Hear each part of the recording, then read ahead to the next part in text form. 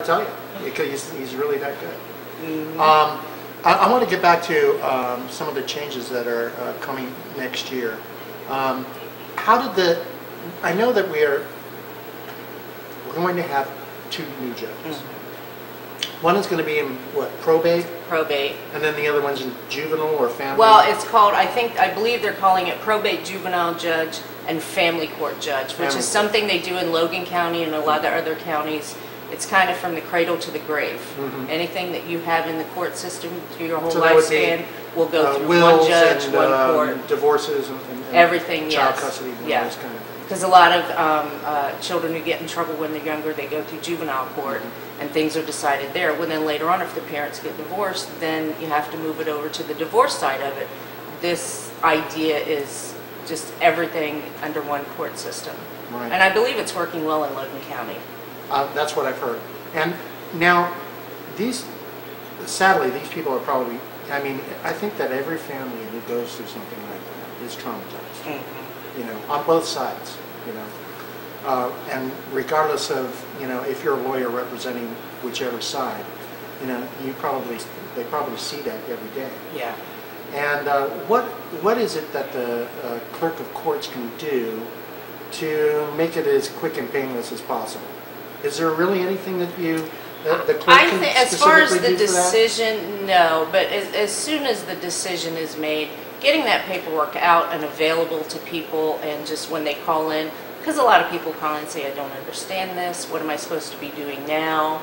Just trying to help them with it. We're not allowed to give legal advice, but just trying to help them with the whole process. Right. This is the paperwork you got, this is what you need to do now, because from someone not working within the court system, it's very confusing. It's, So you would have to have some customer service background for that. Oh, yes. Do you? Yes.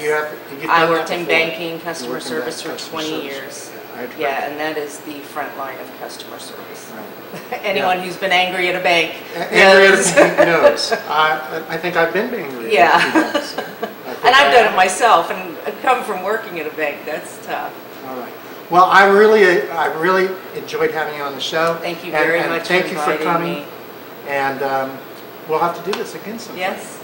Maybe after your clerk of courts. Thank you. That would be great. Thanks. Thank you, Anthony. The Urbana Leader is sponsored in part by the Depot Coffee House, a gathering place for locals, a resting place for bicyclists, and a haven for history and railroad buffs. Located 6 blocks west of Monument Square on Miami Street in Urbana, the coffee house can be found in a refurbished 1890s train station on the Simon Kenton Bike Trail. Free Wi-Fi, fresh baked goods, local artwork, and good conversation can be found every day of the week at The Depot from 7 a.m. till 9 p.m. I'm here with Nancy Zerkle of People's Bank, and we're going to talk about SALT. Not the table salt, but some other kind of salt. You want to tell us what SALT is exactly? SALT stands for Seniors and Law Enforcement Together. It's an organization that has banded together, partnership actually, between law enforcement, community leaders, and business people in town, and interested citizens that are available to be on the committee with us. Good, and now I understand we didn't always have SALT in Champaign County. No. It's a new thing. Right. SALT started in January of this year by Sheriff Emmons, and he asked interested parties if they would like to band together, and we meet at the Senior Center twice a month right now to discuss various issues. Cool. Now, I want to ask you, how is it that SALT helps seniors exactly? I mean, what is it that they do? Okay. Seniors need information. They need to be educated about some of the crime that is out there right now. And we hope to, through this committee, do that for the seniors, make them feel more comfortable coming to law enforcement or coming to a community leader or a banking official like me, that if they feel that they're being violated in any way, that they would have the resources that they could come to. So that's the main purpose of SALT, is to get out there within the community and educate and let them know the resources that they can tap into. Times have changed. Yes, and very much so. Unfortunately, that particular generation, the generation we owe so much to, is victimized. This is unfortunate. We see it more, I'm speaking from the banking side. That's why we would hope that if you feel that you are being victimized by someone, that you would come to us through a mail scam, checking account fraud, internet scam. We are always willing to help. All you have to do is come in and talk to us. We have the resources where we can call, find out if a check is valid. We can tap into the through the directories that we have available to us. We can call any bank in the country and find out if a check is valid or not. We have a lot of information available, and just to show you some of the things that you can come in and we'll provide information for you on internet scams. Identity theft is a big issue right now. Just issues of being protective of your mail, of your checks, of your driver's license. We can help you with those things through the bank. And I'm just speaking, I know there's a lot of areas that SALT will cover, but I'm just looking at from the banking aspect that we see. And if you come in or call me at People's, I'll be glad to send this information to you. There's a lot of good ideas. You don't have to be a member of People's Bank. No, you don't have to be a member of People's. No. Because, you know, that's what I've heard. I've heard that People's Bank has been a very active community member. Very locally oriented, very community oriented. And no, you can reach me. I'm the branch manager at People's. You can call me. And that number is? 653-1600.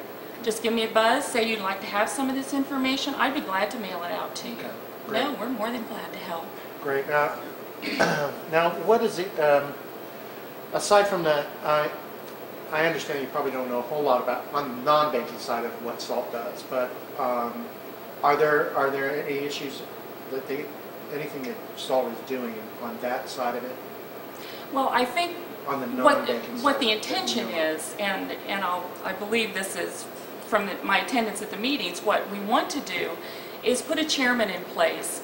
And we've been doing a survey for the last few months. We've had boxes that are located different areas around the county that you can fill a survey out and let us know what you're concerned about or what you're scared of, or maybe you're afraid to talk to somebody, and you could put it on this survey and we would get in touch with you if you like. You can put your name on it, and you don't have to put your name on it. It's entirely up to you how you want to do it. But if you want us to help you, we put your name on it. We'd be glad to get in touch. Are the seniors in Champaign County or in general, are seniors, do they feel more fearful now than they used to? I think so. I remember my grandparents used to say they used to give GIs rides all the time. Now they wouldn't even think about it.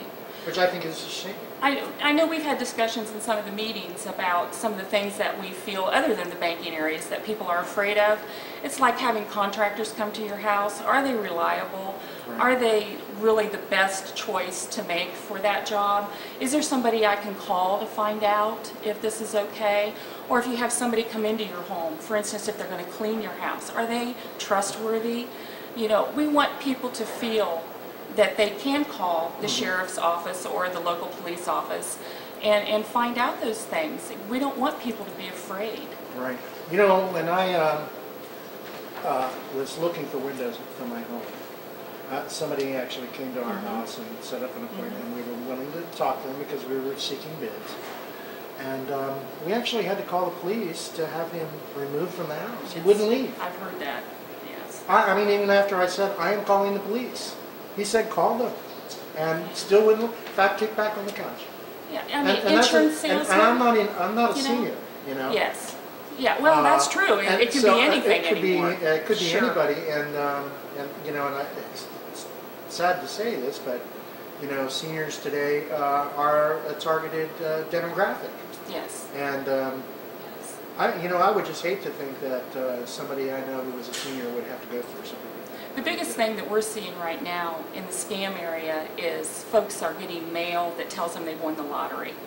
They've either won the English lottery or they've won the Canadian lottery, and they want you to come into the bank, purchase a cashier's check for instance, we've had like $2,900, $3,400, those kind of amounts, and send them the check. Then we will send you the money that you won from the lottery.